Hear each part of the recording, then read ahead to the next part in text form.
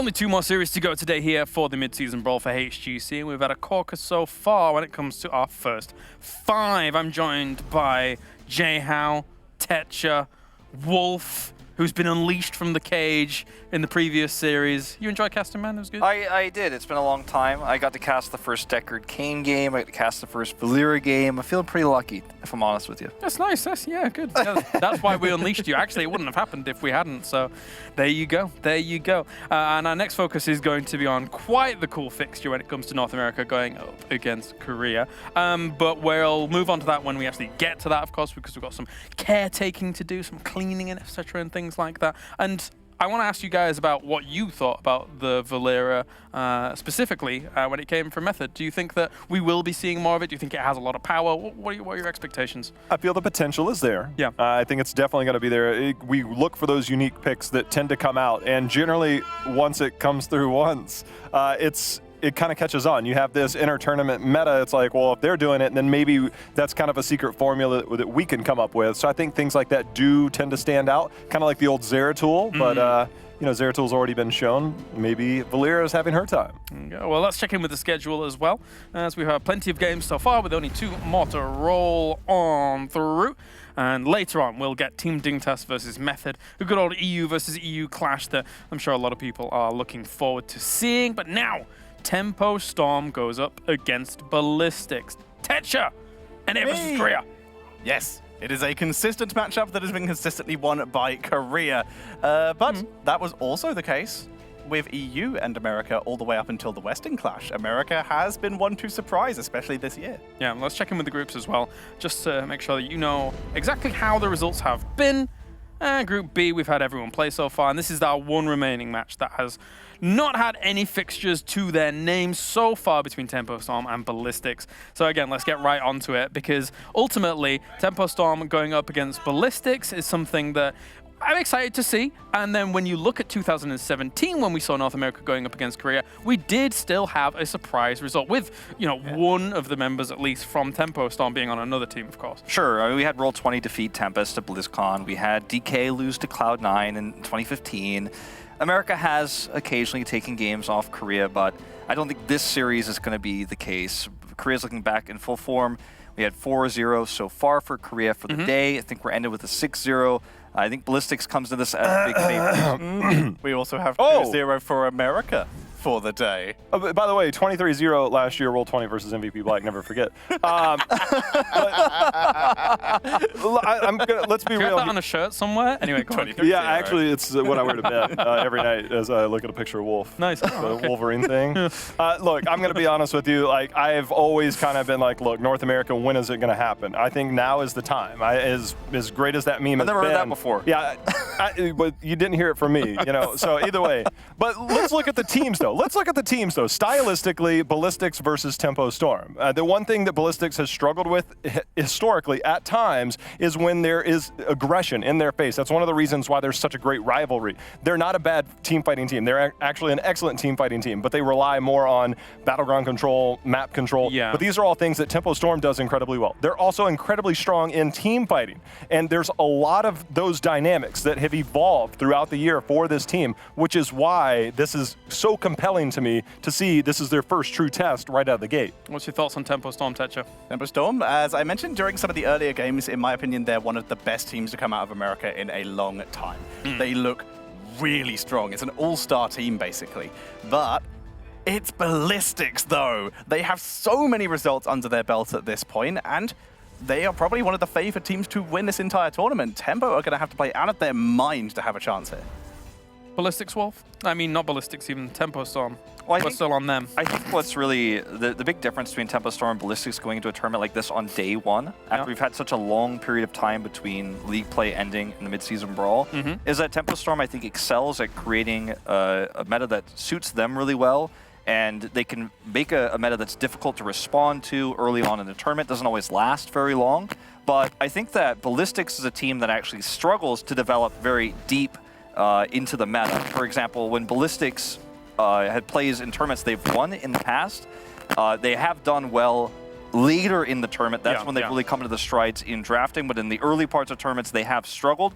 Whereas I think Tempo Storm will come up with some really cool drafts in this best of 2, and I think Ballistics will struggle to respond potentially in the draft. But I think I 100% agree with you. Every time they show up to an international event, I'm like, dude, what are you doing? Like, what is this draft? Why are you doing this, right? But this is a team that they did that in the early part of the year. It dominated within North America, that huge death ball composition, threw a lot of people off. They brought it to an international stage, had some success, but then eventually faltered towards the end, and it didn't work out. I feel they made some changes after that to prepare for the long term. I'll go back to my original statement, Wolf. Ballistics?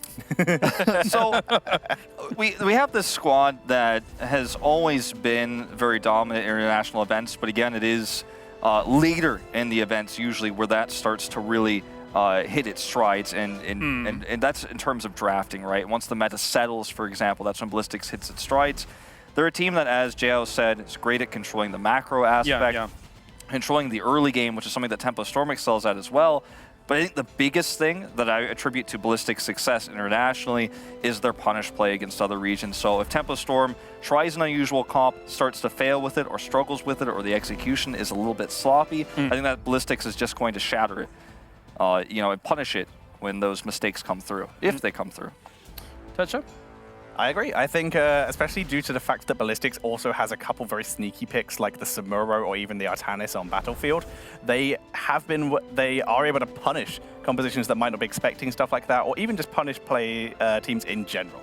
Well, I think a lot of it comes down to, again, their macro control. If you look at their best battlegrounds, it can be stuff like Sky Temple, which I believe is their best battleground. Then you look at Infernal Shrines, but also Dragon Shire. But then you go to the other side of the table here, and you've got Tempo Storm. One of their best battlegrounds has been Dragon Shire. They've been completely dominant on that battleground. And there are things macro-wise that they are doing that a lot of other teams aren't doing. They find ways to gain control in the rotational advantage. They find different ways, and they have different compositions that they like to do that. I think if they can get a lot of picks or they've prepared different strategies, I think those are a lot of strengths that they can play to. However, again, they are against Ballistics, who, when they do get a lead or do get control, it is incredibly difficult to come back against. Well, as you guys mentioned, Ballistics can potentially have some tricks up their sleeve, and it's so tricky, in fact, that they duped our production staff. Yeah, switch seats. The names were wrong. Those tricky guys. Tetra. They also, like you said, they are a little bit tricky. They are they are quite willing and quite proficient when it comes to Brax's Holdout, a map that basically no other team is really willing to do, but their win rate on it is pretty impressive. So it gets banned out. Yeah, probably. There we go. And so is Battlefield, the other map that Tempo Storm actually has been able to struggle on quite a bit. That's the one. Oh, go into Dragon Shire. We know a lot about Ballistics when it comes to this map, to be honest, in the past. I mean, Ballistics is a great macro team, and we talk about their control of the camps, we talk about their control of invading camps, for example. When Noblesse was on the roster, the term Noblesse invade, everyone knows, where you walk up to a camp, you steal it because the team's macro and the rotation is so good that just seeing that Muradin come forward makes you feel like you got to get out. They're really good at controlling the neutral camp on this map as well, and I think it's a strong map for Ballistics in general. I think it favors them. See, that's the thing, is I want to see, this is Tempo's best map. 5-2 for Ballistics on the other side. Only a couple defeats, but they are known to control a lot of these really macro-heavy ones. And there is a lot of skirmishing and team fighting at times. Sometimes Dragon Shire can be a very slow starting map, and then once level 10 hits, it really opens up. But I think this is one where Tempo Storm, they're bringing their best map, probably their best prepared draft, to make a statement here against Ballistics. So if they can pull this off, I mean, I think this is going to be your best bet. If they don't, however, what does that do to you psychologically? Couldn't agree more. This is where they have to they either have to put up or shut up, quite frankly. This is the best possible scenario they're going to get here, really. They've shown nothing. They're coming into with Ballistics being completely blind to them on their best map. Can't get much better than that. Right. Are there expectations on something like Tempo Storm, of course? Because, I mean, for Ballistics, they kind of come in as everyone feels like they're going to be the favorite. Does Ballistics have pressure on their shoulder? Who do you think has kind of more weight there? For me, I think Ballistics is going to take this first series, the best of 2, pretty seriously, but I think they're going to take it in an adaptive way, where Tempo Storm is the one that usually tries to do their own style, play their own style early in the tournament, like Jay was talking about earlier. And so Ballistics needs to respond and adapt. So it's going to be a very defensive play style, I think, in terms of the drafting, in terms of in-game. Once that first game is done, I think that's when the nerves go away. And I think that Ballistics is going to feel very confident going into the second game once they felt Tempo Storm out. Do you have any picks that you think might be prominent here between the two teams? Any thoughts? If you go back to Eastern Clash, the finals, SC literally Hanzo spam all game.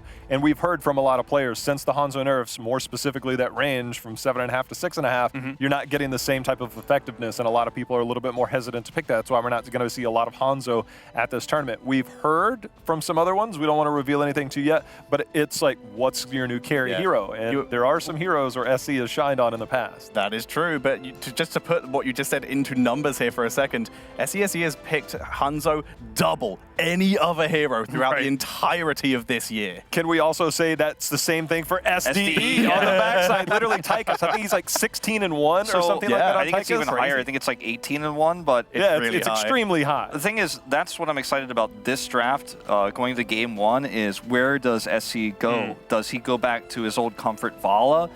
What happens when he doesn't have the Hanzo, or is he just going to continue to play the Hanzo despite the nerfs?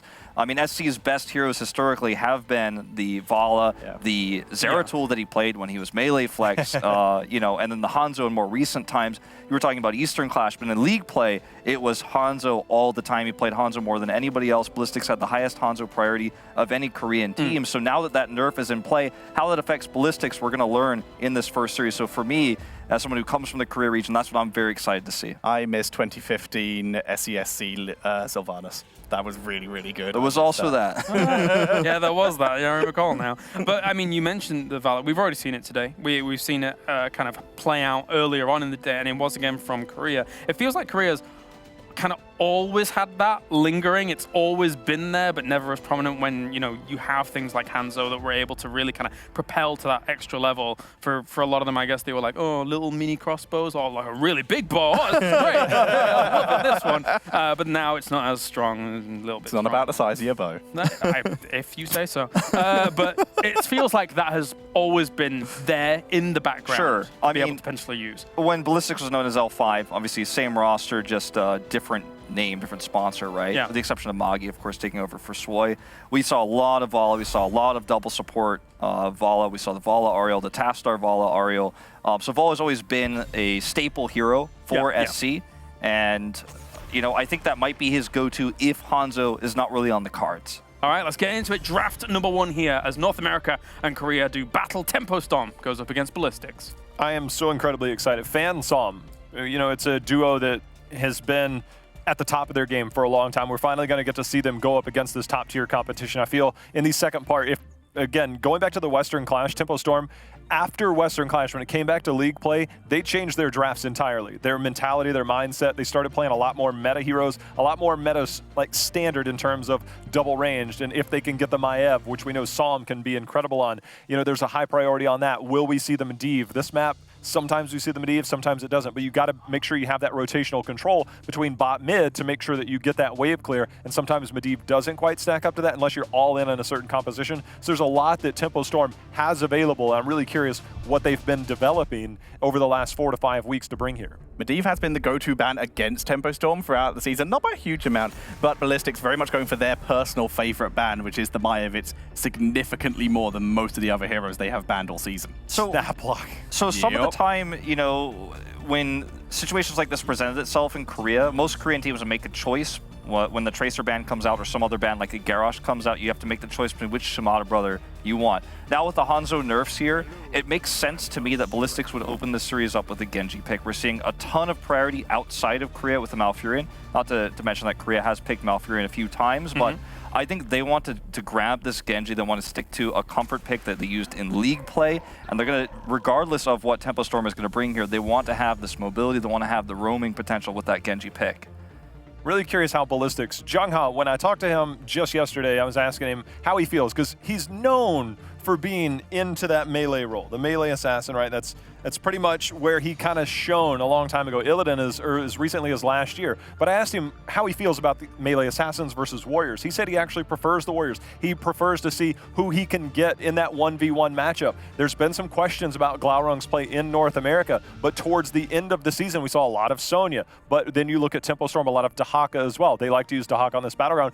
Get early invades on those siege camps if they're available. And Garrosh is one of the ones that you can walk in. You don't want somebody there, you just throw them over the wall. Yep. You can defend against invades as well, and they use that Dehaka, that global, to come down. So will it be the Sonya? Will it be the Dehaka? And where does Jungha kind of match up there? It's going to be interesting, especially with the fact that Uther is probably going to be the support here for Ballistics. And Noob is the tank, and there is that Sonya you were alluding to. Now this is if Ballistics has done research, this is the time in the second ban phase where a lot of teams will start to target that hero pool and see if it's something they can take advantage of. So we'll get to that in a second. Obviously, Tempo has to get a ban here, but that in particular will be pretty interesting. Yeah, I think the second ban here for Ballistics is going to really tell us two things. One, how much the preparation they've done for Tempo Storm and what they want this Sonya pick to mean. Will it be that they're looking for just big frontline, like they're looking for a Rhaegar pick potential, which is very popular in Korea, where you give the Ancestral, you have the ability to use this frontline to allow Genji to get where he needs to be to do maximum damage. There's so many different things that Tempo Storm now has to consider as well, because we've seen the Uther pick already out of Genji today. This is a pick that can be, or out of Tempest, excuse me, and this is a pick that can be very powerful with Sonya, with the Genji together. So it's not an easy ban now for Tempo Storm. There's so many potential things that Ballistics could pull out. And they are going to ban the Uther. They are going to be safe here, because that's a combo that's so popular in Korea, has been since the beginning, other regions as well, but Korea for even longer. And it just eliminates the potential for that carry Dragon Blade with the Divine Shield. As much as June has played Malfurion, Magi has played Uther 19 times. It's a lot. By far his most played, has an 84% win rate on that. Definitely very effective in the Korean region. Yeah, and with Mouth taken away, his next go-to in theory would be Rhaegar, which would be, once again, very reasonable here. Ancestral for the Sonya is always effective. But now for Tempo Storm, they still need any kind of damage right now. Hanzo is still available for them if they did want to perhaps default back to that. And it feels like with the Blaze ban there, Wolf, it looks like they want that Sonya to be just dominant in a top lane potentially. Oh yeah, and it seems like in general outside of Asia, we're not seeing that much priority on Malthael. We did see it picked up by Europe earlier today, but that's one thing you can pick to deal with the Sonya quite well. And I think this is kind of a test for Tempo Storm with what Ballistics is drafting right now. Is will they go to the Malthael? Will they go for the Dehaka? Are they going to try to go toe-to-toe with this team that's so known for macro, using a macro top laner? And I want to bring something to light here, because there's an outside shot. If Tempo is looking to rewind the clock a little bit, there's a shot that we might get a Kerrigan mixed in here. It's something that we've seen them do before. I don't think we're going to get that now, but it's one of the things that if you see the aggression, you don't see a whole lot of wave clear between the Anubarak and Genji, then they might try and go toe-to-toe and say, hey, we can bring this in. We get the Jaina, very strong hero for Tempo Storm, great in that wave clear. I talked about the rotations between mid-bottom. Jaina, depending on the threat level, may be able to path through there, especially when you have that Gyarash. You get the toss, you get the roots, and you get the Jaina. It's something that Tempo Storm is known to do. And then we'll also have to keep in mind, 1 minute, 1.5 minutes into the game with the Dehaka, that's the part where I'm excited about, and do we get the early invade? How do you feel about Dehaka into Sonya? For me, it's like a bit of a rough time for a Dehaka most of the time. It's a commitment to potentially losing the early game and just sort of holding, freezing the lane if you can, and then trying to capitalize off the global XP in the later game, or trying to use that extra stun and engage potential to pick up individual heroes. Rhaegar will especially be the target of this due to him being a little bit more vulnerable, and you can't cleanse yourself. That's a big pressure comp that they've been able to formulate there, I think, Wolf. I think that Jaina has a lot of potential to bully a little bit here. She can clear not only the bot lane very quickly in the 4-man, but she can also clear siege giant camps very quickly. She has the burst in that area. But the problem is if Jaina ends up wasting her combo in any way, the sustain on the side of Ballistics with Rhaegar, his ability to wave clear as well, clear camps, they're going to have trouble keeping up with Rhaegar, Greymane, Sonya in terms of camps. Like, how does this composition compete? It has to be the Dehaka, which means that Dehaka needs to, they need to force some sort of rotation away for Sonya so that Dehaka can get that value in the top lane. Without it, I think they're going to struggle. I feel like the main issue for Tempo Storm may be that the entire composition of Ballistics is just going to pile on. Right? Yeah. No, It's definitely possible, which is why I actually wouldn't mind at the last pick perhaps seeing a Tychus here. Something that's going to be a little bit more resilient as the assassin. We're going to see the Thrall, very melee-heavy composition. But once again, Thrall, in terms of those heroes who could either hold down a solo lane or can be rotating with the group, he is very resilient, which is once again going to help if they do get dived. It's going to be fun to watch, because Thrall will likely sit in the mid or rotate mid-bot, and then that's when they get the Dehaka to global in, and then you get that early invade. It's one way that we've seen Tempo Storm, whether it's early, whether it's during that second spawn, and then they get the siege camp, and then they go get the neutral camp. And you said Ballistics has great control over that. So the contention, I think, over that mid-game is going to be a highlight point, and that's where both teams can really turn it. There's great follow-ups to any initial CC that may come out from Tempo Storm, right? If, say, a Wolf lands, you've got the route, you've got a lot of other options that are available in their composition. I really like the Thrall pick because it gives you a lot of opportunity to just kill Genji when he's low, because you have the ability to just range Q him, pick him off that way. You can grab him with the Wolf. It's a risky choice, but Sundering is also a great option to shut down this high mobility hero, shut down Sonya so she can't whirlwind away, heal her way out of team fights. So I like the Thrall pick, but will they be able to control the camps? Will they be able to force rotation so Dehaka can get value in the top lane? I'm not so sure about that. That's what I'm concerned about. The whole thing with the Nubarak, the initiation, you think about potential Cursed Bullet, you get the initiation of a Nubarak, you get the Cursed Bullet into that. June's going to have to be quick on the trigger on that Nature's Cure at level 7. But even then, there's so much CC, so much initial burst that could come out of here. You get the Genji Swift Strike in. I mean, Garrosh is normally the tankiest, most reliable person on the front line. This is an opportunity where Ballistics can easily get that instant kill. And the minute Garrosh goes down, yes, you have the Dehaka, yes, you have the Thrall. They don't have near as much the same amount of control. So Ballistics has a lot of firepower in their draft. Time for predictions. Well, it's probably not a surprise. I'm going to go with Ballistics. I think they have the better comfort picks. Yeah. They have a draft that suits them. They got Maggie's Rhaegar. They've got the Sonya. So going to have to go with Ballistics.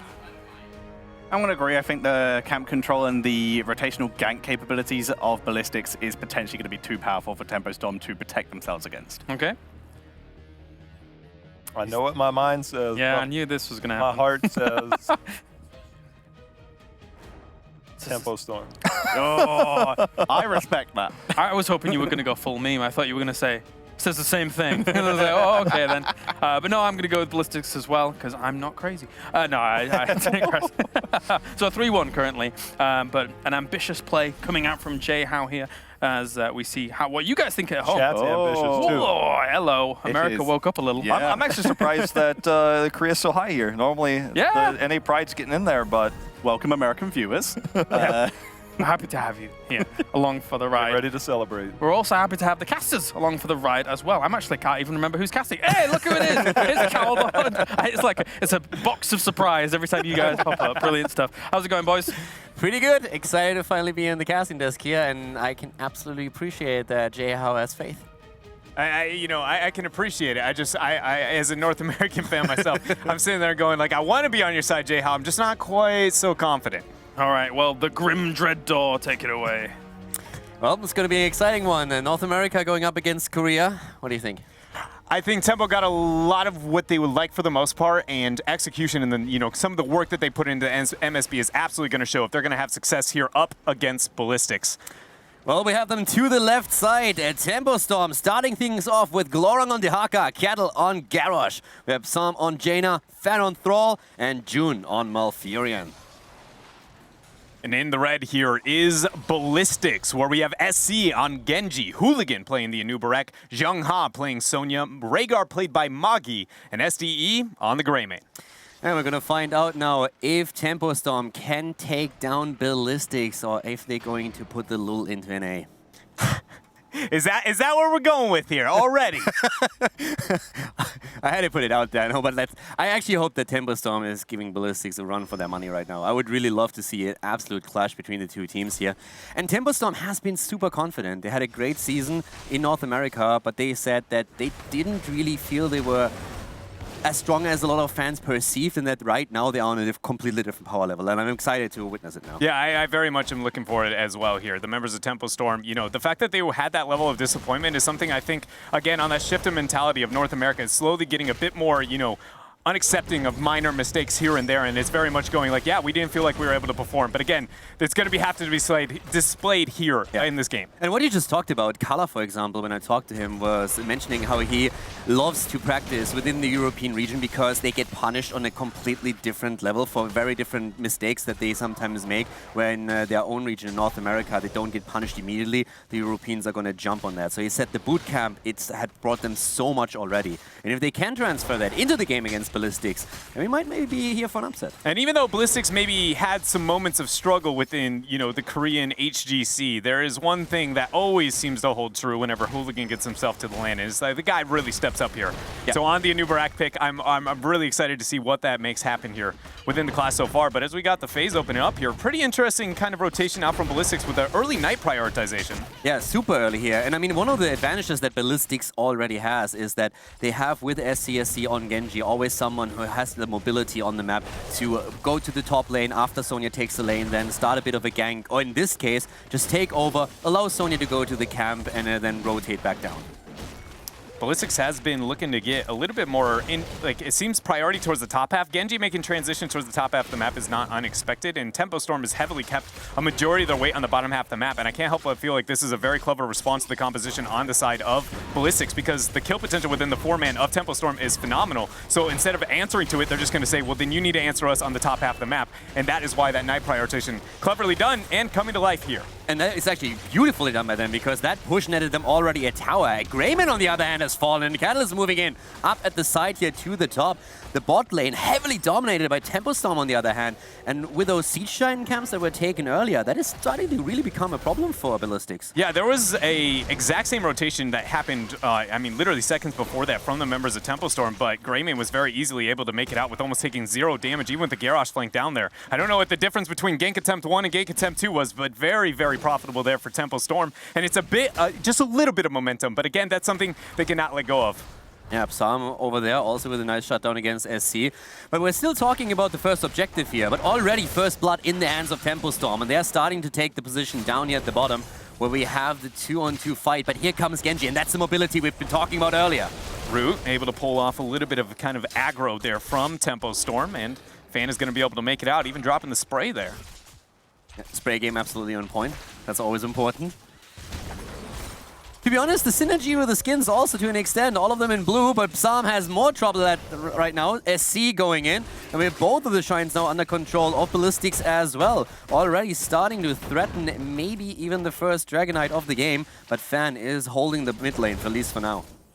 And we see Jungha looking to kind of hold his own on the top half of the map. He got a little bit of damage out, and I wonder if that's going to be something kind of Ballistics uses in a couple of minutes to focus on that upper half of the map and make that lane that much more oppressive into Glorong. But for now, I'm amazed at kind of how slow this is. And granted, I give that a little bit more to Tempo Storm not, getting caught out and being swift within the rotations. But so far, it's been a rather, kind of slow start. Hold up, though. SDE getting flipped in. Root's not going to land there, except it will after those body blocks. Nice kill. Another kill there for Tempo. I really like the way that Tempo is playing this. Fan with a super early echo of elements as well, before the 4-minute mark. So now he's just poking away, and they're trying to make a play again against Hooligan here, and he needs to be careful. Psalm with the damage through Jaina, but that's now Tempo Storm with 2 kills against 0. Tiny lead in experience for them as well.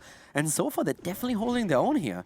Very great, good start for them into this game. Yeah, and it's on a map like Dragonshire, whenever if the laning phase is working out and kind of trickling deaths into your favor like Tempo Storm, they want this to last as long as possible. So it very much is, the responsibility of Ballistics to mix things up if they're going to make that happen. I will say, if I expect that to happen, it's going to be through Knights, which are going to be spawning very, very soon here, as you see Magi kind of making the transition around them.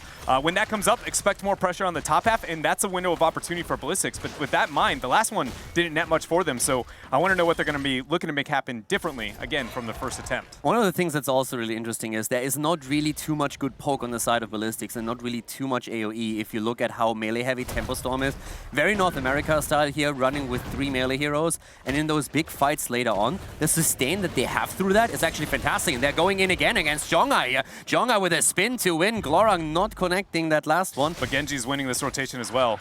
Tempo has to be careful as he goes in with the Swift Strike. Garrosh coming in as well, but Fan is already low, keeps himself alive for now. Glorong with a drag against Genji and gets the kill. Another one confirmed. Tempo Storm is going in.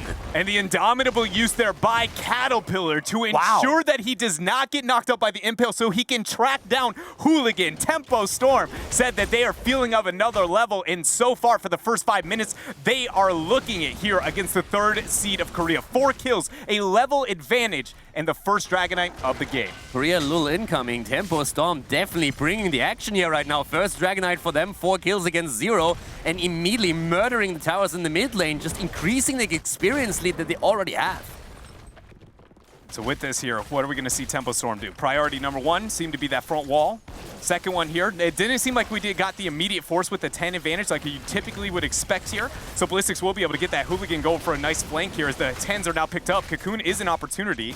Kick out there onto Greymane might be enough to deter that advance, but you can see Ballistics very much is not comfortable giving this up for free. I mean, right now, Ballistics is definitely looking at their heroic abilities and saying, okay, that early game didn't go our way at all. But now we have level 10s, now we're in the mid game, so if we have the synergy, this is where we make our plays. Tempo Storm, on the other hand, is very well aware of that, and their early game was fantastic. What they need to do is now hold on to that advantage until they get level 13, roll it with the talent lead again, and make sure that they are not taking any disadvantageous fights against Ballistic.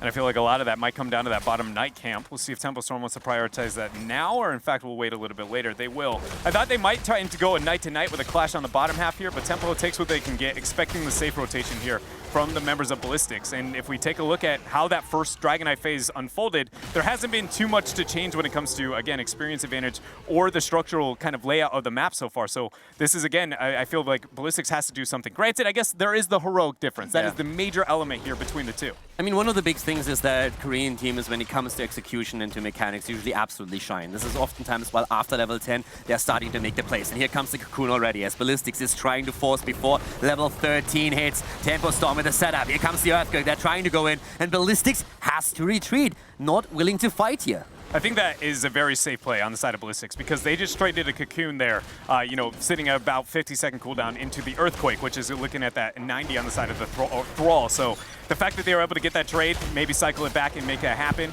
is going to be smart there from Ballistics. And it was also, you know, Cocooning a Garrosh isolated like that, not typically the highest probability. It was interesting that Ballistics even chose that as the voluntary fight, but good response on Tempo. I feel a little bit like I think they thought they had to force before level 13. Yeah. But right now, the camp that we've seen taken earlier by Ballistics is coming into play because that didn't really do a whole lot but push the lane out, and that allowed Tempo Storm now to rotate top, de-push the lane, and at the same time take their own camp, which is now applying top lane pressure just as 13 is in their hands, and we have the shrines activating in another 20 seconds. So Tempo is looking absolutely fantastic. Yeah, I'm actually really surprised and pleasantly at that. I really like what I'm seeing. But on the side of Ballistics, I feel like they had a very good response. Hold up, though. Clean's got to be forced out of Moggy. Jungha's still going to be slowed by that Welly. Glaron comes in there. Ancestral ends up dropping. Sonya's still going to be able to survive. Now SE joining in the fight. Twilight Dream goes down, hitting 4 members. Nice burrow and passive use from Glaron. He's going to be able to heal right back up. And with that Groundbreaker flip, SDE is gone. 5 kills for Tempo Storm, 0 for Ballistics. A fantastic fight. Genji also barely getting out of that carnage as Tempo Storm was looking for even more kills. And in the meantime, the top lane is just pressuring. That camp, that timing that we've talked about is getting so much value here for Tempo Storm. Look at that. Again, you heard the analyst that's talking a little bit about the priority of the Dehaka for North America, especially for Glorong there. And, it's working out here so far. And now shout out to June as well for that Twilight Dream. That was very, very difficult to be able to deal with. Hooligan in trouble, trying to E out. The Wolf comes in and he goes down. And Nuburak dead. 6 kills against 0. Did they accidentally switch the team names? What's going on here? No, but Tempo Storm is just dismantling Ballistics here so far. Catching out a Maki, Brush Shot coming through. Another death there. Fan gonna go ahead and start the channel, but with Jungha obtaining that top shrine, not gonna be theirs, but still experience so heavy in favor of Tempo. I mean, it feels a little bit like opposite day. I expected Tempo Storm to come in and put on a show here and really perform stronger, but that is way above anything that I could have expected here. Currently, we see Ballistics just absolutely play to the wall by their opponent. I agree. I definitely expected a step up here for North America, and I did have a lot of hopes here for Tempo Storm, but I did not think that we would see 7-0. The manner of, it doesn't even feel like Ballistics has an answer. It feels like they're slowly just crumbling, and that is very different than just, hey, we got to win against a Korean team. It's a 2-level lead already, and they just picked up a Dragon Knight. We're going to get 16 any second now, so they have a massive talent advantage and the stats advantage through the levels alone. Tempo Storm is absolutely dominating in game number 2. And not quite 16, but that fort will be able to pick it up for them. We'll see if they end up committing here towards the night camp the night camp, but the key front wall, or in fact pressure towards the top half. Tempo sticking to what they love to do here is emphasis on the bottom half of the map. Granted, it is, you know, generally speaking, the best for every team to focus on, but specifically Tempo Storm, their best map being Shire, and it is a lot because they execute a triple to double stack camp on the bottom half of the map, and then just go, you have to answer to us, get a couple of kills, and take an early GG. Dragon Knight pushing through the bot lane, picking up even more tower experience, and at this point they can easily start poking away at a keep too. They can take the entire map control and go for the camps first here, but with that talent advantage, they can definitely start to play a bit more aggressive. This Dragon Knight dismantles himself there. Giant's going to be picked up here by Tempo Storm. No response on the side of Ballistics, and purely just because of, again, the 16 talents here. Night Camp is going to be the only part of the map available for themselves. I will say Tempo Storm, normally in this type of situation with this big of an advantage, I feel like they would have absolutely made sure to ensure that all three of those stack.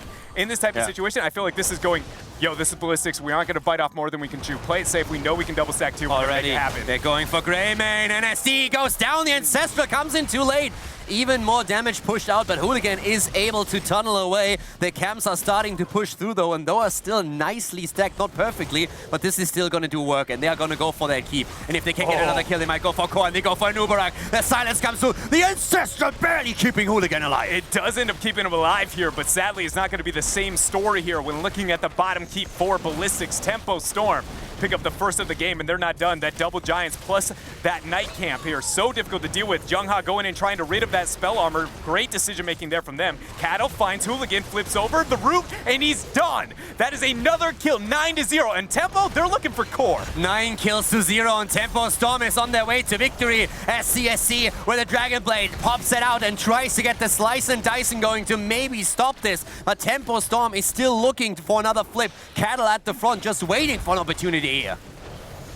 3-level advantage for North America against Korea. It's a ridiculous 16 talents here, not even picked up. We're looking at core threatened on a Shire at 13 minutes. 76 and counting here, whittling away at that core. Ballistics has to make something happen here. They have to move out. 40, they're going to go for it. Tempo Storm looking to end the game. 20, 18, They take it.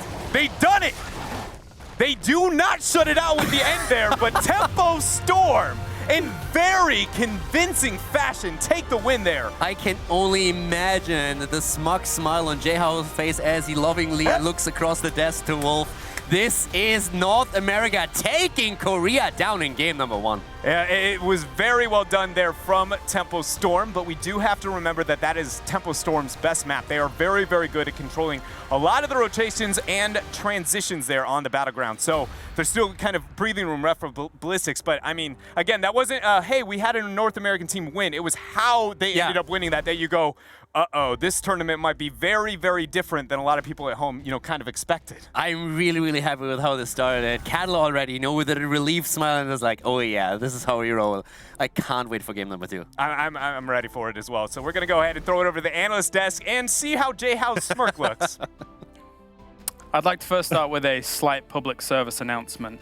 Before the game began, I brazenly insinuated that someone may be crazy for choosing Tempo Storm. However, I'd like to publicly apologize here now before I get smashed into a pulp by a jolly green giant to my left-hand side. So, well done, Is that a J-How. backhanded apology? What? No, I no, apologize, you big oaf. Like what? no, it's not. Don't hurt me, all right? Like, just leave it alone. cut the single over there. But admittedly, we were wrong and rubbish. You were right. That's the TLDR. Yeah. Okay, let's. Most of the analysis segment right now is going to be, wow, that was good. Yeah. That was convincing. Or can we talk about the bad as well, though? Can we yeah, talk about absolutely. Ballistics' really poor rotations, missed Ancestrals from Magi multiple times, late cleanses, or sometimes cleanses unnecessary, also just getting caught. Tempo Storm cut them off a rotation so many times. The Jaina intercepts in the top lane. Tempo Storm looked clean. Ballistics started to fall apart. Then they were just walking into death traps over and over and over again. This is not the same Ballistics that came out of Korea with the top seed. It's not the same Ballistics, but it is a more improved Tempo Storm. This is what they do. I could break that game down for like 2 hours on what they did right there. Yeah. The fact that they had the Thrall the last pick. I talked about they had the lack of wave clear when they had the Genji, then they lock in the Greymane. That is terrible wave clear. I hate to break it to everybody there. And then all of a sudden you've got the Thrall there, the threat of the invade, the disruption in the rotation, the Jaina kill potential. Jaina has more significant wave clear. Echo of Elements, Caldor pointed out, was completed very early. And then a lot of it played to their strengths. That mid-game that I told you about, that Tempo, they love to get double camp. They had the DK, they got the bottom keep wall, they had the threat of 16 talent here. They ended up stealing the first siege camp, but then they double siege camp. I'm in the replay booth. I'm like, give me the timers on these camps. And we actually are going to be able to take a look at that. I want to be able to show it because this is what Tempo Storm does so well on this battleground. This is how they won. Right now, again, just let's pause it here because the main thing is very simple. There's not a lot of action here. It's just structures at this point, right? And you look at the experience up at the top, it's 16-14, and we're going to go forward, right? The entire thing here is that camp timings at this moment is the moment where the game changes because it's all about siege camps. If you look at the minimap, it's going to be siege camp. It's going to be down at the bottom. And they instantly start this. And if we pause here, their entire strategy is they have the bot lane pushed out, and you can see on the minimap, right? So this is simply going to buy them time, keep the lane pushed out. Their primary focus is bottom. You can see Dehaka is already down there. And then Jaina is going to split off early as we rotate this. And this is what Tempo Storm does mid-game every single time you see them with a victory. They double, triple camp at this point, and that was actually the key to victory because Jaina split off, Dehaka started.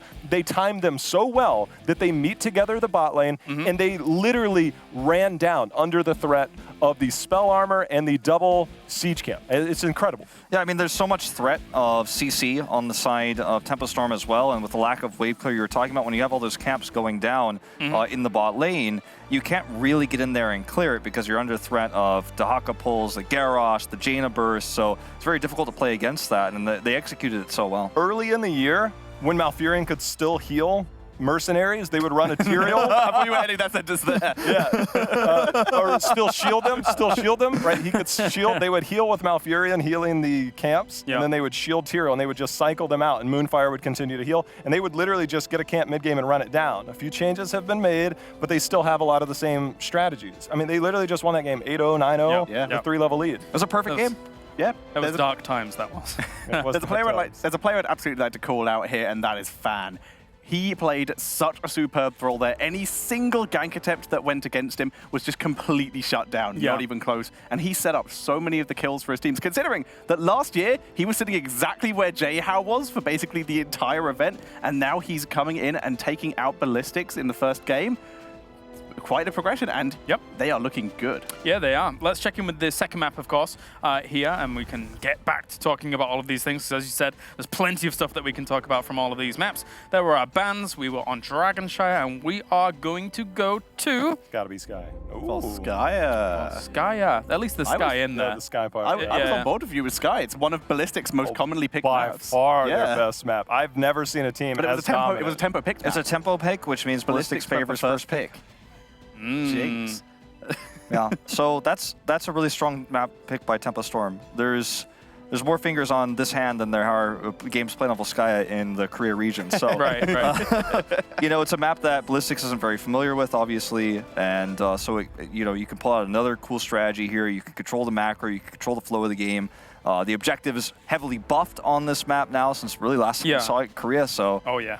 I mean, Wolf, we were sat here talking about what was going on in game number one, and if game number one is any reflection on game number two, even something as simple as, we were talking about how difficult the potential top lane could be, but something as simple as Sam's positioning with the Jaina, that you glanced over, but I think it's important emphasizing, a phenomenal choice, just to be able to zone out any potential extras, pressures from things like Genji, that could even come around and cause even more problems. If you stay in that bush at the center of the top lane with Jaina, if Genji rotates in, you slow him with your first Q, you've got the chill on him, so he has to go away. He can't contest you, he can't fight you, he has to use his deflect early, and he's just completely worthless. Jaina could then leave, because he knows Genji's already used his mobility, he's already used his deflect, so really cool extra side pressure there. And we're looking for similar things here in game number two. At the moment, Tempo Storm leads 1-0. Raise those American flags as we get into game number two here against Ballistics. I've just realized that the vote is going to be crazy once we actually get to that. You're not wrong. wrong. I just wonder, does Garrosh get let through by Tempo Storm? Garrosh, strong on Dragon Shire. I think he's even stronger on Volskaya. He's at the top of the heap when it comes to warriors right now.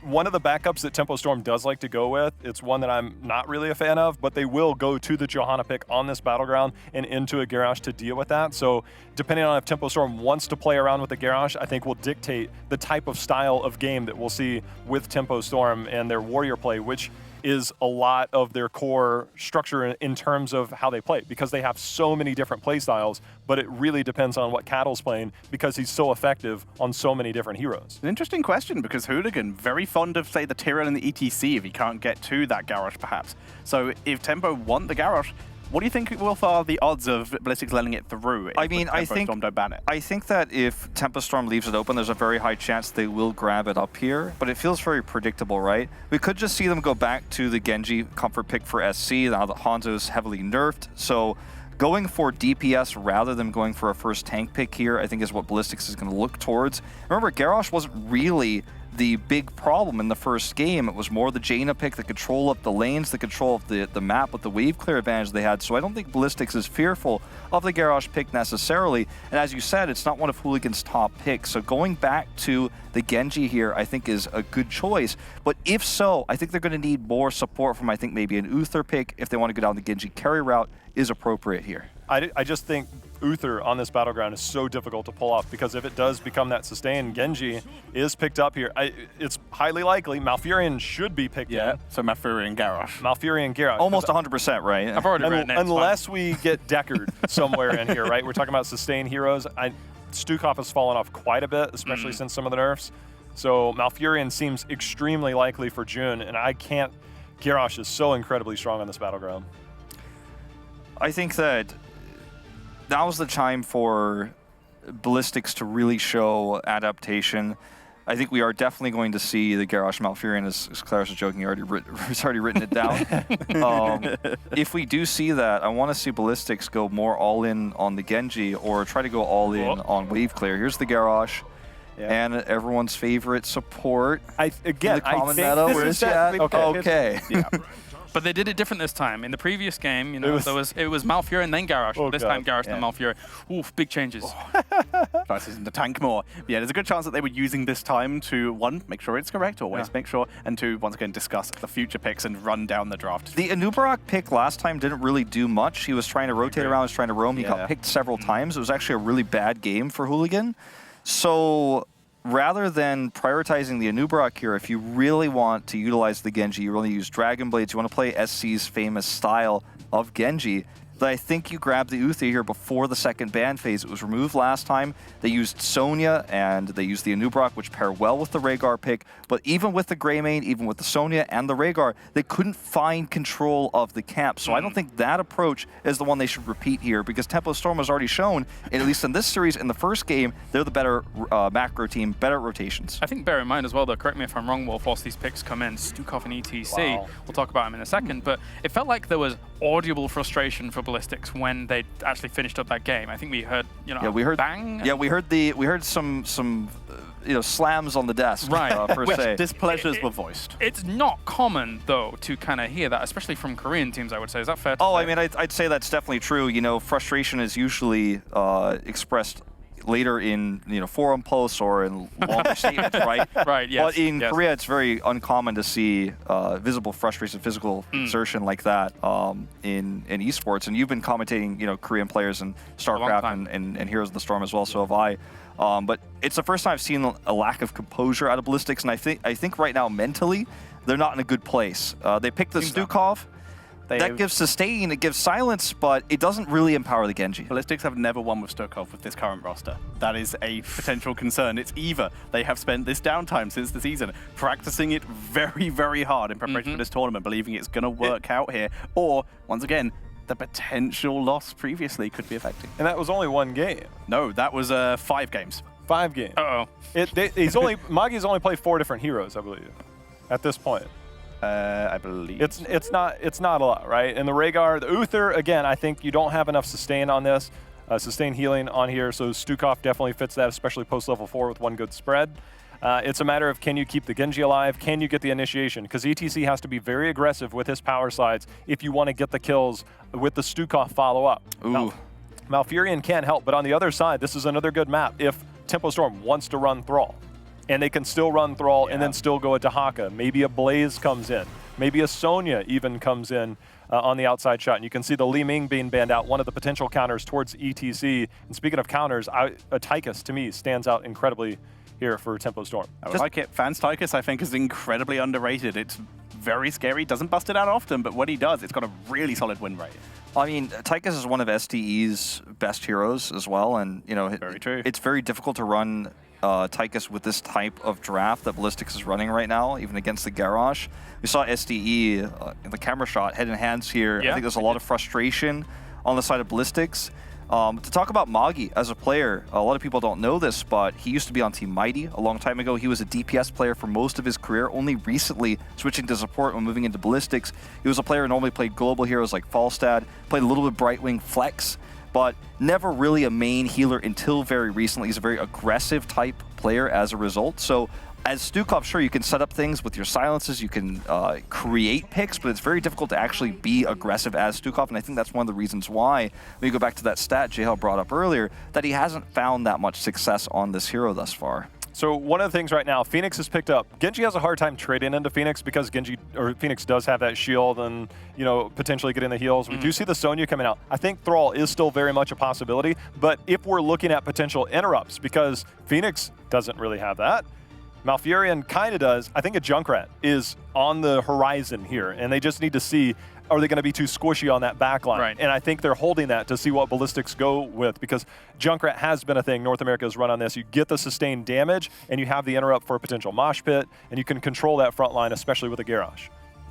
The Phoenix especially, once again, is not that often picked by Tempo Storm. I believe only twice. I don't know if you have that stat, Jehel. But it hasn't been their most commonly picked or the most successful. Did they win? 0 wins. All right. Thanks, Brain. But in terms of damage output, with the protection they have, the double front line, it is, once again, the Genji. We saw how the Genji-Phoenix matchup can go in the previous matchup where China was playing. The Gul'dan and the Blaze coming out. So now that front line is very, very tough to break through, and that can give Phoenix a couple problems. Gul'dan is a very rare pick in Korea, usually exclusive to Infernal Shrines for killing the defenders, and it was also used very rarely against double support Ala composition, Vala Ariel compositions, excuse me, where you can, if you can hit the Ariel and the Vala together, then you ruin the ability of the Aegis, you just blow up the Vala. But it's very rare to see it in double DPS compositions like this one. I think this is basically Ballistics trying to use CC to grab picks, especially on the front line, the Garrosh and the Sonya. Silence the Garrosh, prevent him from escaping. Same to be true of Sonya. And we do see the Tastar come in here, very Protoss composition for Tempo Storm. But this is a comp that I think SDE is pretty well versed historically. He's been around for a long time in Korean Heroes of the Storm. He can play a good Gul'dan. But it feels like this composition doesn't have a theme or a pattern. It's got some decent CC that you could maybe look for picks here. But the composition of Tempo Storm on the other side looks very themed. It looks very powerful. It's like, it looks like it's planned from start to finish, whereas it feels like Ballistics' draft is just kind of on the fly. Like, this was not the plan from the beginning. It looks like maybe they sort of started off the draft with just solid picks and then went, okay, let's just make a really solid front line and just hope Gul'dan stacks. Well, predictions going to start with Wolf. I'm going to have to go with Tempo Storm. Apologies to Jehal as well. Ballistics looked really in rough shape after the first game. They looked pretty poor. They got perfect gamed, and I can't expect the series to turn on its head anytime soon. I couldn't agree more. Steady on. So excited about how well Tempo Storm are doing. I've got to go with them too. Yeah. It's weird because I actually feel like I can see the path that Ballistics is going down, and I don't mind their draft, but I am going to still favor Tempo Storm in this. All right, I'll be the lamb to the wolves. I'll go for Ballistics. To the wolf. There you go. And I'll see what they can do. I am skeptical of their draft though at the same time, so we shall see. It does look like Tempo Storm has definitely come in with a game plan, so let's see how it goes. 83% in favor of Tempo Storm. And let me tell you, if you came into today predicting that as a percentage for this match specifically, I don't think you would be correct in any way over the imagination or stretch the imagination. Let's head over to the casters. Guys, what are you thinking so far of this series? Because that was anything but expected. We brought Wolf back to home turf. He's on North America's side. Unbelievable. I'm actually amazed at that lack of loyalty and faith. One map lost, and Done. he's immediately like, Performance-based pick, performance-based predictions. That's what I'm about. Performance-based. Chris performed really well in the past, not so much in this series. What do you want? All right, boys. Have To fun. be honest, what we two were wondering the entire time is, Tempostorm played amazing, but both of us have in the back of our head this little voice that says, you just made the Koreans angry. Yeah, and you know what happens when you make them angry. We're about to find out here. As Tempostorm, after a very impressive Game 1, is looking to earn themselves the 3 points. In the blue, it is going to be Garrosh, played by Caterpillar. We're going to have June on his Malfurion. Psalm will be on the Phoenix. Sonya, played by Glarong. And Fan on Tassadar. And of course, over to the right side of the map, we have Ballistics with SC playing Genji, Magi on Stukov, Hooligan on ETC, Jongha on Blaze, and SD with Gul'dan. Already, first thing we've got to be keeping in mind here for Tempostorm whenever they find themselves on the Volskaya is the opportunities to be able to heavily prioritize over those weapons. They cycle them like no other. Turrets are the absolute main focus for them, so we're going to see Ballistics, is able to be able to stop that level of play from Tempostorm in those transitions. The one thing that really interests me here is the setup. I was actually a little bit surprised that Tempostorm did not ban Blaze. I expected them to either pick or ban Blaze, so when the Malthael ban came in, I was convinced that they would pick Blaze, just simply because if you run Stukov, you really love to play with Blaze in that lineup. You have an ETC at that front line who is a fantastic tank, but suffers a little bit from that smaller hit point pool and that he can get bursted down. Bunker does a great job with that, and it also caters towards the map. What did you think about that interaction on the offlane? Yeah, I hold up there. Psalm actually eating a lot of damage. Magi with the silence. Groundbreaker's actually going to break that lurking arm and allow Psalm to get out of there. I will say I do agree with you. Right now, as it stands, Tempo sits in a realm of, like, it's hard to gauge, right? With the boot camp and the work that they've got in, I don't want to say I know for sure, right? But based on what we saw within North America and the level of play, I would argue it's based around something with the kind of awkward decision-making on what type of offlane Glarong was going to play and where they're going to land. Blaze was kind of hit or miss here and there, and I feel like it had to be something around that, not knowing if it was worth the ban, but not knowing if they want to commit to it as well. Either way, I do agree with you. On objective strength level, I look at Blaze, as definitely something Tempo wanted to attend to. I'm super interested to see how it's going to work out for Tempostorm, because that if they lose this here, then this is definitely going to be one of the talking points, I feel. But Ballistics, they definitely struggled in game number 1. They were absolutely shut down from the get-go. Tempostorm played this extremely disciplined, is probably the best word. So I want to see what Ballistics brings in now. They have to somehow redeem themselves here. And as we heard from Wolf earlier in the draft phase, this isn't really typical a map that is a lot played in Korea. So the question is, how can Ballistics adapt to that? Yeah, whereas it's very much, not the case when looking at North America, one of the higher priority maps. Actually, it's slowly becoming one of the, higher, like the highest priority. Same Europe. It's not quite there, but it's, I would say, 2-3. Yeah. Europe is actually also very interesting. Ever since we had it a little bit by some of the teams, but every now and then, since the changes came into the Protector, the map all of a sudden has picked up, and a lot of teams are willing to play on it. Especially Team Liquid is basically doing the same thing what you said about Tempostorm. They have heavy prioritization on the items and are playing very well around that to try and dominate the map. Interesting little adjustment there for Magi, actually, with the biotic armor. Going to produce a little bit more physical armor to deal with the auto attacks coming out from Tempostorm. I like the adjustment here from them. 10 seconds out. First control point is going to be very, very important. The momentum really seems to kind of snowball here, so it's going to be interesting to see who pulls ahead here. When it comes to weaponry, looking dead even between the two teams, both with just one turret to their name. I had a bit of a smile on my face here when Cattle was starting to move in, and Ballistics definitely learned their lesson the hard way in the last game, so they are having a lot of respect here for Cattle on Garrosh, and he's already claiming the area and demands respect here as SC comes in. They're trying to push Tempostorm back and take over the checkpoint for now. Oh. Nice silence, and that could be the first kill. They end up getting that very first kill. Great job, Magi once again with the big play, but the Groundbreaker with the flip over. Hooligan gonna take a bit of damage. SC questioning he can go back in with that low of HP, Storm, excuse me, is thwarted back here for a moment. But Ballistics, they got to feel good about this now, gaining not only a little bit of percentage, winning when it comes to the HP and that pick. Also a great turret here, nearly netting them a second kill here as they claim the position and therefore also get the advantage on the checkpoint. But Malfurion is of course back by now, and this double support setup that we are currently seeing for Tempo Storm is definitely going to emphasize Sonya a lot once she goes straight in here. And to be fair, it also makes Cattle nearly unkillable if Tassadar is on point with those shields. Yeah, I mean, for anybody at home who hasn't kept track of what shielding plus armor does, I strongly suggest you spend a little time Googling, and it looks really, really good on that low HP Garrosh.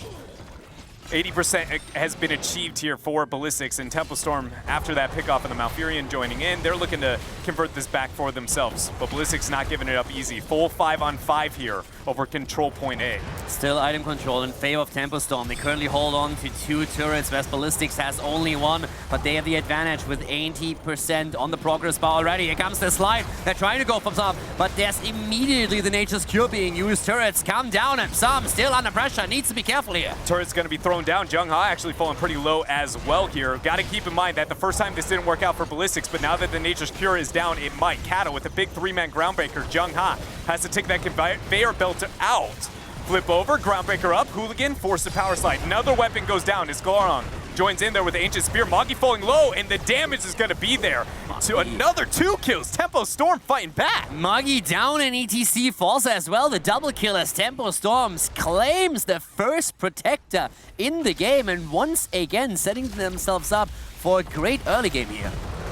Really interesting to see that big of a victory over the first half of that, and then Tempo Storm able to turn that thing around there. Ballistics, you know, they got low, but their confidence in their positioning was very, very bold, and I thought most of the time when you see that, it goes, here's, you know, my trap card, congratulations, welcome to, you know, Korean Heroes of the Storm. They almost always are very well calculated, but that time, not the case. Tempo just goes, wait a minute, this is 2 easy kills. And Tempo just goes for the walls here, getting that easy experience in the towers. In future patches, we will see a bit of a redistribution of experience there, mostly accumulating then on the fort itself, but for now, getting that wall is just netting you so much, and they're taking full advantage of that, catapulting themselves towards an early level 10. It's going to be interesting to see what we see from Tempo Storm. This is the second game against Ballistics. They've had a full level lead pre-10. Whether they want to prioritize this mid fort versus that top, obviously mid is going to be the focus here and the victim for Tempo Storm.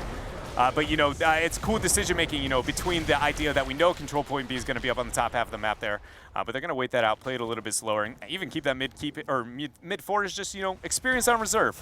They already took down the top fountain, so that was an important part for the next objective. There's not going to be any fallback option for Ballistics once that starts. And with the level 10, Tempo Storm doesn't really force a fight, but they still claim the healing pulse here towards the top. And that's already catering again to the idea of item control that is so dominant and so important on Volskaya. But with the heroics now here for Ballistics, I would like to think that, you know, these skirmishes are going to look a little bit different, mainly, as you said, with the bunker opportunities there, and then that Horrify coming out from the Gul'dan. Tempo, though, over the last skirmish, normally whenever I see those kind of massive AoE impact ones, you go, I like to look at, well, how many fights have we seen with that, and how often would that have gained value, right? In that last skirmish, Tempo very rarely was actually clumped for value on the Horrify, so it's going to be interesting to see, you know, have they been able to improve that kind of positioning to make sure that really the Gul'dan never gets the value that they want there for SDE. Talking about SDE, Gul'dan is so far doing a pretty decent job with stacking. He's at 24, so he's going to try and complete this ASAP. But in the meantime, the fights are still raging on. The silence comes through with Malfurion. They go for ETC, and he goes down. Tempo Storm with another kill. And then they aren't even done yet. They're gonna get the focus there onto Jung-Ha, flipping him back with the body blocks there, even body blocking that jet propulsion. Flailing Swipe goes down, lurking arm as well, but it is not enough. Another kill here for Tempo Storm. Gonna go ahead and finish up this middle fort that they started earlier. SC with a ambitious Swift Strike. Absolutely insane what Tempo Storm is currently putting out there. I mean, this is crazy, seriously. Western Clash was fantastic for North America. Tempo Storm and Heroes Heart, they both showed, hey, we are now finally here and we want to play. Yeah. We are finally in a position where we can start to take maps of the European scene. We are putting the practice in. This is our region just developing, getting stronger and stronger. And coming into the Mid-Season Brawl, I expected more from it. But I didn't expect them going in against the Korean team and just absolutely demolishing them.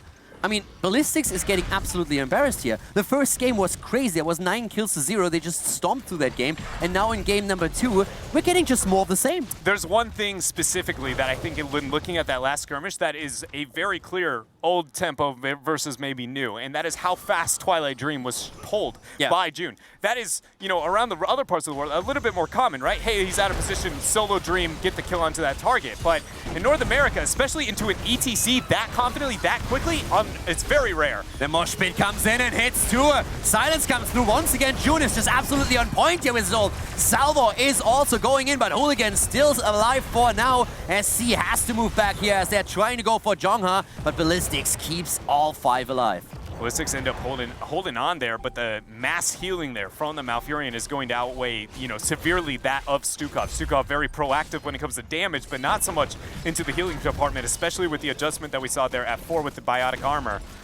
Control point B is up, and Tempo's going to claim some percentage up until 13's picked up for Ballistics. Exactly, that's an important part. That in the last fight, Ballistics didn't actually have 13, so they were probably pretty happy walking away just with a trade and cooldown.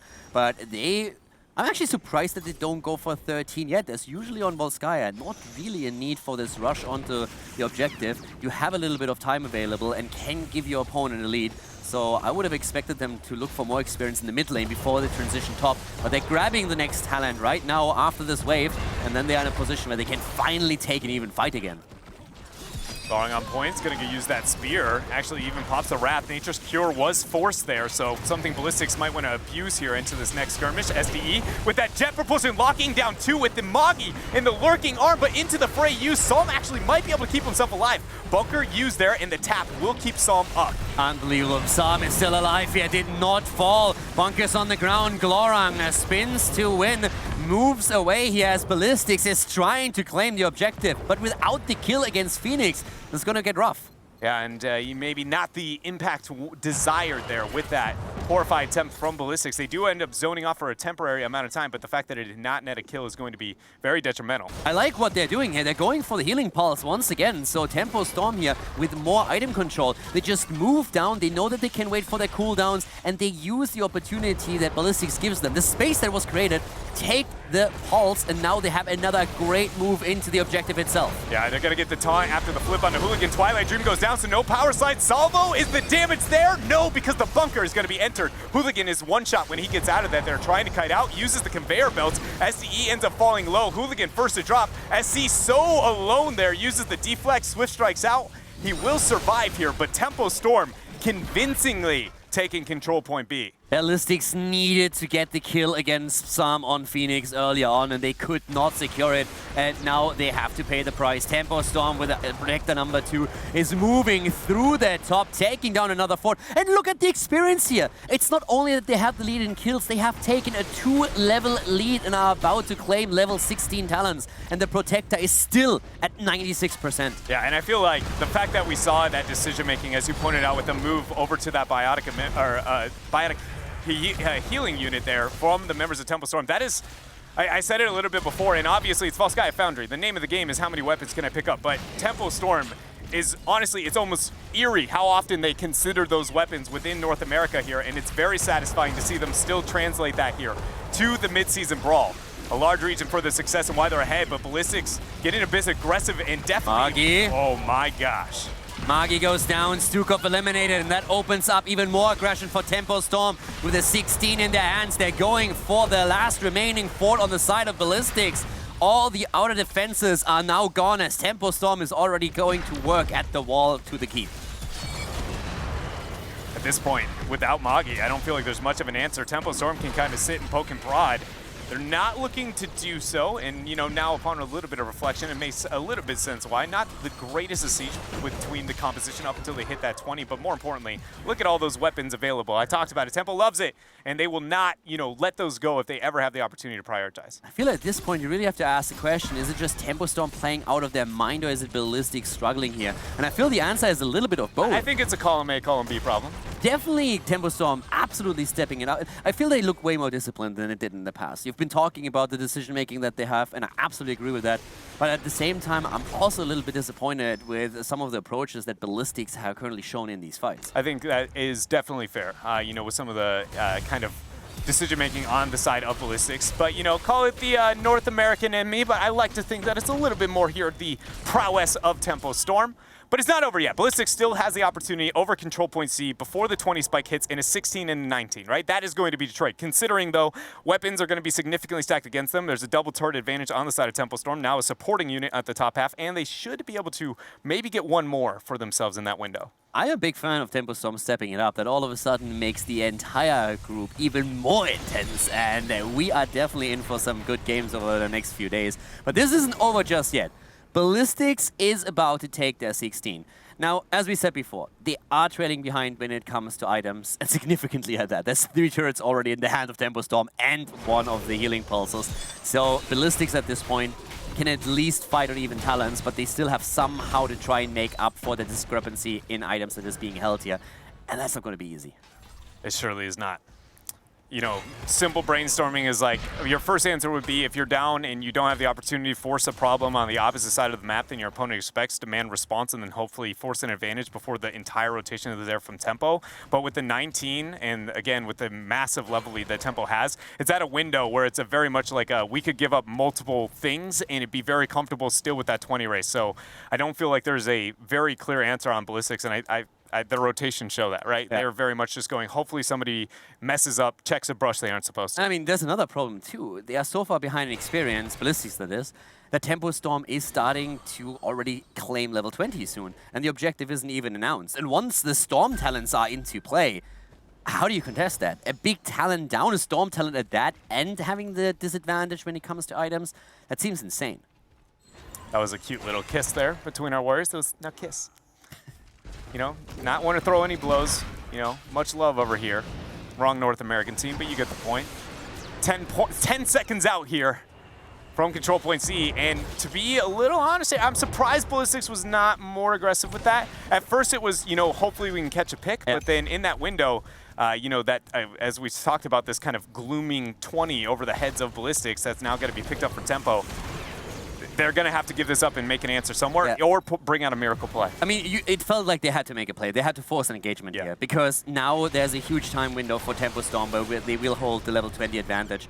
And with all 3 forts gone, that's a play for keep and potentially game if you get 1 kill. And so far, what Tempo Storm has been doing is force great engagements around Garrosh in particular. I mean, Cadla has been creating opportunities for his team left and right. And if he just gets that 1 kill as they move in with the Protector, it's going to be lights out for Ballistics here. And that downtime, Ballistics is just going to be trying to, you know, absorb as much experience as they can. It does feel like it's just like, this is the image we're going to have to be able to deal with. The question is, are they going to be able to execute? And it is, as we have painted here, a very grim one. Yeah, but also the reaction from Tempo Storm is fantastic for that. They see the push at the top and in the mid, and their reaction is not to try and go for the objective. They immediately split 4 heroes off, and they say, we're going to work on the keep wall. We're already going to open that up so that we have an easier time moving through the Protector and threatening your core. And that forces Ballistics back again. And they're still looking at a 1.5 level lead on the side of Tempo Storm. There is just no way that Ballistics gets that 20 to defend here. It's going to be very important to look at Magi and his positioning. You saw the last Protector, you know, he stepped out for half a second looking for a lurking arm attempt and proceeded to get 100 to 0'd. And I can't help but feel like that will very much be the case here again if he does not be very, very careful. We're about to find out. Tempo with that 20 advantage looking to get this keep, make the leap in there. They're going in straight away. At this point, North America fans have every reason to be very happy with the performance of Tempo Storm as they're trying to close this out with a 2-0 victory, already walking towards the core. The fight still raging on. Hooligan with a mosh pit hitting 2. Shields come out. We have SC trying to go for the kill, and he gets it. Tassadar is down. Cattle in trouble, but in the meantime, the core is falling. Yeah, it's falling very, very quickly there with the punter, or excuse me, with the Protector still being alive. 30% and counting. The Horrify bringing Gloring away from it. Cattle falling so low, 5%, and that is going to be it, ladies and gentlemen. Tempo Storm takes out Ballistics 2-0 and earn themselves 3 points here. And not only did they just take out Ballistics 2-0, they made it look easy. Yeah. They very much did, you know, and I was poking and prodded with a couple of the players out back, and I was like, you know, what were you guys' expectations? You know, some non-North American players, what do you expect out of Tempo Storm? And the, you know, image that was being painted was very much I don't see them not getting 3-level leaded. And so the fact that, you know, it's not only a double victory, a dominant victory, but then debatably almost 3-level lead on the side of Tempo, I'm struggling to, you know, wonder, other than Tempo Storm, who did expect this? I'm insanely happy for Tempo Storm here and also for North America. That was a well-deserved victory, and Ballistics never even came close to winning one of these two maps. But I'm sure we're going to hear a little bit more about it from our desk, and I can't wait for it, and also to see what kind of replay they have saved up for us, because that was just awesome. Public service announcement here. Before this match, I brazenly insinuated that Korea was going to be able to recover with my one choice for Ballistics. However, I was extremely wrong, and I do apologize to the public, as well as these three fine gentlemen here to my left-hand side, who all picked the right choice. Gentlemen, I'm stupid. Hey, let's not go too far. I think if you predicted Tempo Storm to win before watching Game 1, I think that you're probably basing that off of some sort of reasoning or some sort of extra info that we don't have. I like to make predictions based on data we do have. After watching that first game, we had a lot of data. Second prediction there. We had a ton of information. We saw Ballistics uncoordinated. Yes. Getting picked multiple times. Having issues. Something I really want to talk about is, you know, I sat here for the second game, both games, but the second game in particular. Something that really stood out to me is the shot calling and the information giving on the side of Tempo Storm. Insanely high level, constantly shouting out cooldowns, you know, what to be careful of.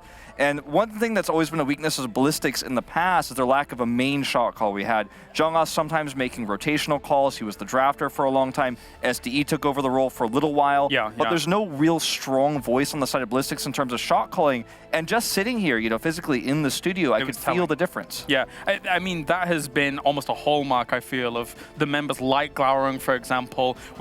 When we get to these live events, we've always been able to very vocally hear that kind of intensity in them when it comes to shot calling, etc. And I want to further this point on the side of Tempo Storm. I've been fortunate enough to sit here and listen the same manner for multiple years, and I see this, and I've talked about Cattle in particular. He's probably one of the brightest people I've ever heard speak about Heroes of the Storm. So you have that, but he is a very mellow dude, okay?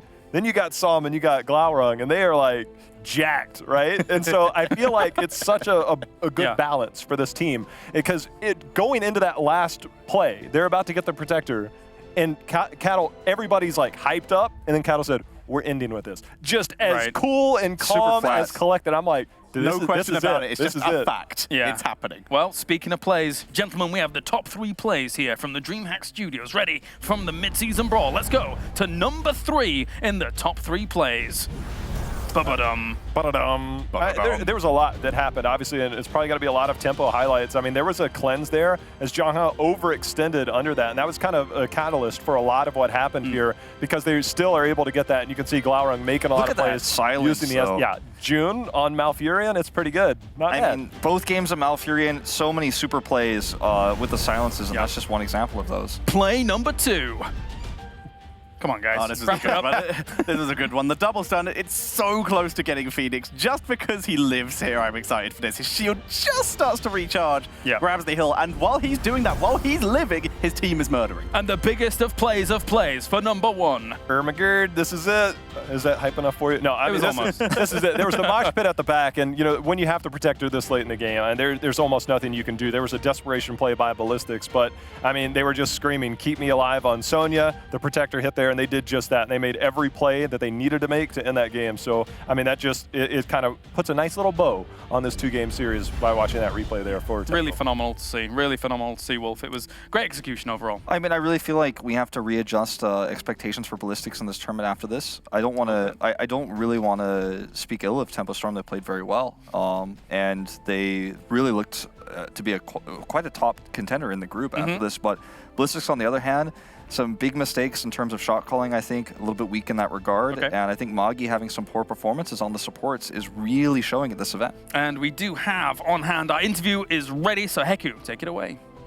Thank you, James. Right now, I'm joined by Glaurung from Tempo Storm. It might be a silly question, but how does it feel to win versus the champions of the Eastern Clash?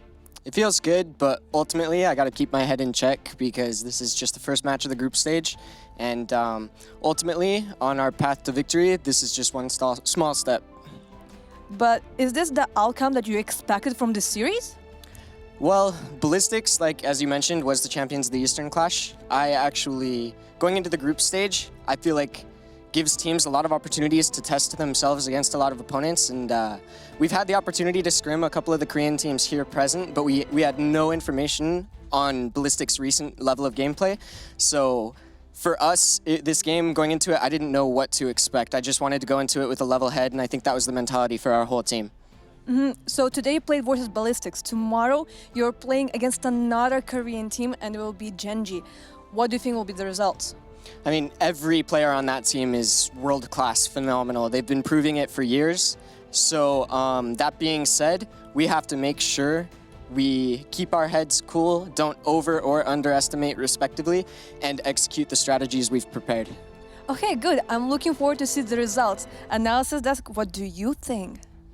Well, what I think is that Glaurung, I want him to come back to the Ginger side, because together we can rule the Ginger Galaxy, and it will be phenomenal together, hand in hand. But it's probably not going to happen, because you really like drying his hair. You have little Ginger from last. What, you're Little Ginger? Little Ginger? Oh, that's an MC name. But what do you call that if you're like a duo? Little Gingers, or does he get a cool nickname too? I don't know. I'm not sure. got At this little- point, it's you Little got Ginger little and the Skimmy. Faux Ginger. Yeah, Ginger squared. Yeah. Ginger squared. Ooh. Hey, that's good. That's good. I actually enjoy the modesty from Glaurung. Has always been a really energetic person, really outspoken person. But the modesty in that last interview, I really enjoyed it. It was kind of refreshing. Yeah, my earbud popped out. Look at that. Look, Jelly 2.0. Yeah. But yeah, it was really cool to see. You know, Glaurung just kind of put it forward and say like, respecting Genji, their next opponents, and saying like this is just the first step. Right. Well, Little Ginger's going to bring you the groups now here as we check those out as well, with all of our teams having played one series.